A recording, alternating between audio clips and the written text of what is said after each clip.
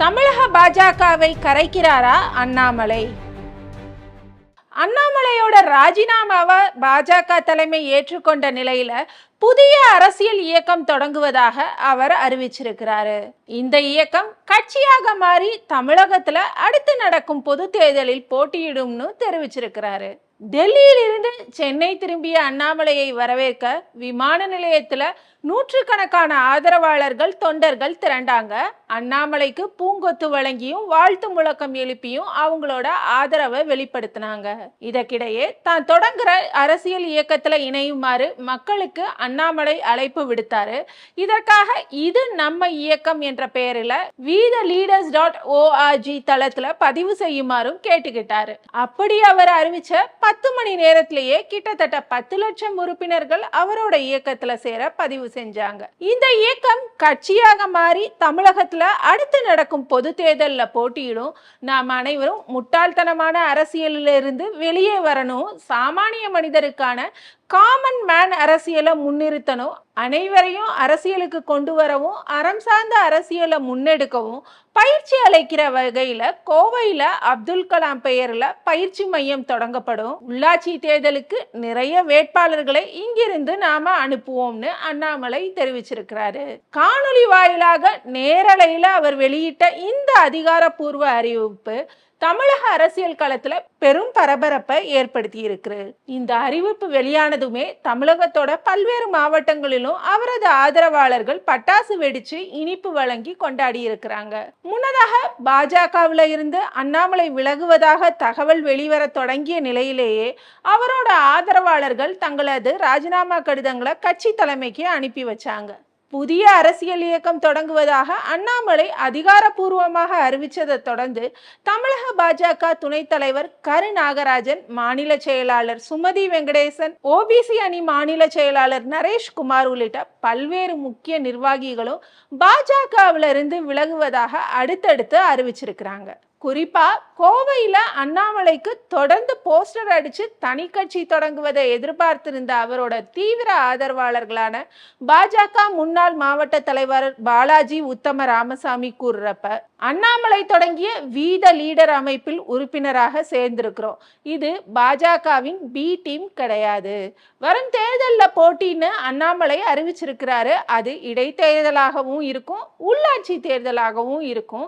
விஜய், அண்ணாமலை ஆகிய இருவரும் தான் இனி தமிழக அரசியல்ல இருப்பார்கள்னு சொல்றாரு. மற்றொரு தீவிர ஆதரவாளரான கோவை தெற்கு மாவட்ட பாஜக தலைவர் சந்திரசேகர் கட்சியிலிருந்து வெளியேறினார். அதே போல தெற்கு மாவட்டத்தில் உள்ள 22 மண்டல தலைவர்கள்ல 14 பேர் விலகிய நிலையில அவர்களுடன் பொறுப்பாளர்களும் ஆதரவாளர்களும் சேர்ந்து விலகி இருக்கிறாங்க. முன்னாள் மாவட்ட தலைவரும் எம்பி தேர்தலில் பொள்ளாச்சி தொகுதியில போட்டியிட்டவருமான கே வசந்தராஜன் வெளியிட்டுள்ள கடிதத்துல கடந்த 1998ஆம் ஆண்டு முதல் கிளை தலைவராக ஆரம்பிச்சு எம்பி வேட்பாளர் வரை என் போன்ற சாமானியரை உயர்த்தியது பாஜக. கடந்த 28 ஆண்டுகளாக பயணித்த நிலையில தற்போதைய தமிழக பாஜக கட்சிக்கு பாடுபட்டவர்களை மரியாதையுடன் நடத்த வேண்டும்ன்றது என்னோட எதிர்பார்ப்பு.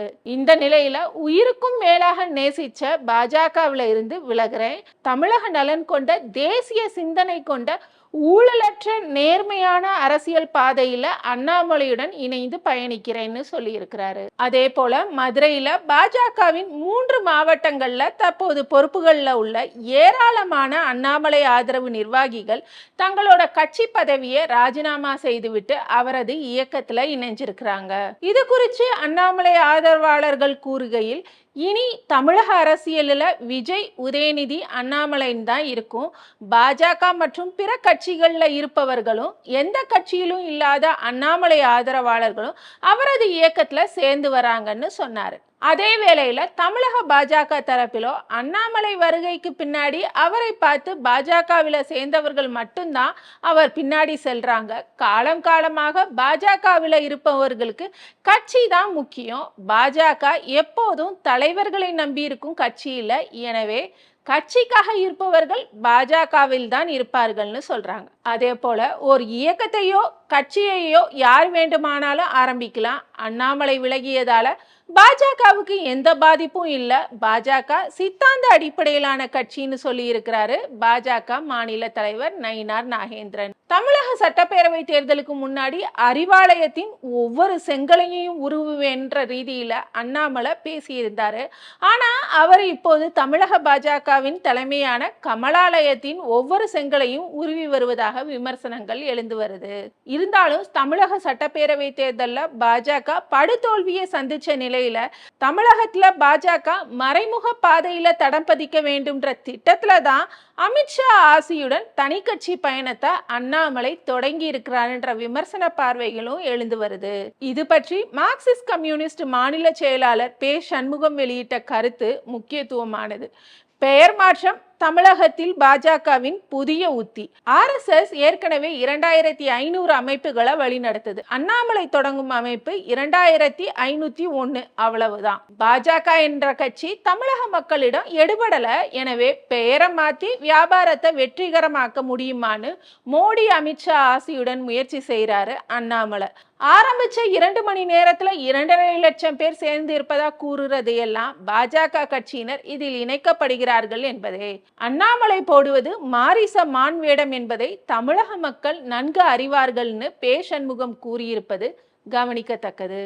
இதற்கிடையில அண்ணாமலை தொடங்கிய புதிய இயக்கத்துக்கு பாஜகவினர் பலர் படையெடுத்து வர்ற நிலையில நயினார் நாகேந்திரன் அது பற்றி தன்னோட கருத்தை பதிவு செஞ்சிருக்கிறார். அவர் இது பற்றி பேசுகையில, தமிழகத்துல பாஜக பலமான கட்சியா தான் இருக்கு. பாஜகவில இருந்து விலகியவர்கள் எப்போது வேண்டுமானாலும் திரும்ப வரலாம். அவங்க மீது எந்த நடவடிக்கையும் எடுக்க மாட்டோம். பிரதமர் மோடி, அமித்ஷா ஆகியோரோட ஆசீர்வாதம் எந்த இயக்கத்துக்கும் கிடையாது. பாஜக நாடு தேசம்ன்ற சித்தாந்தத்தின் அடிப்படையில தான் இயங்கி கொண்டிருக்குது.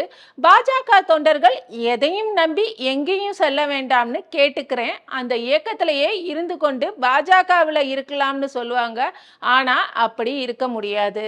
பாஜக உலகிலேயே மிகப்பெரிய கட்சி. உலக தலைவர்கள் வரிசையில முதல் வரிசையில் இருக்கிறாரு பிரதமர் மோடி. பிரதமர் மோடி மற்றும் அமித்ஷா ஆகியோர் பங்கேற்ற அனைத்து மேடைகளிலும் முன்னிருந்து நிகழ்ச்சிகளை நடத்தினவர் அண்ணாமலை. கடந்த பொது தேர்தலில் கூட தனி விமானம் மூலம் 100 தொகுதிகளில் பிரச்சாரம் செய்தவர் அண்ணாமலை. அவருக்கு ஏதாவது கருத்து வேறுபாடு இருந்திருந்தா அன்னைக்கே சொல்லி இருக்கலாம். ஆனா இப்போ அது குறித்து பேசுறது சரியாக இல்லை. பாஜகவில இருந்து அண்ணாமலையின் இயக்கத்துக்கு ஒரு சிலர் சென்றிருக்கிறாங்க. அவங்க தெரிஞ்சோ தெரியாமலோ அங்கு சென்றிருக்கலாம். அவர்கள் மீண்டும் இந்த கட்சியில இணைய வேண்டும், எந்த நடவடிக்கையும் எடுக்க மாட்டோன்றதை தெரிவிச்சுக்கிறேன்னு சொல்லி இருக்கிறாரு.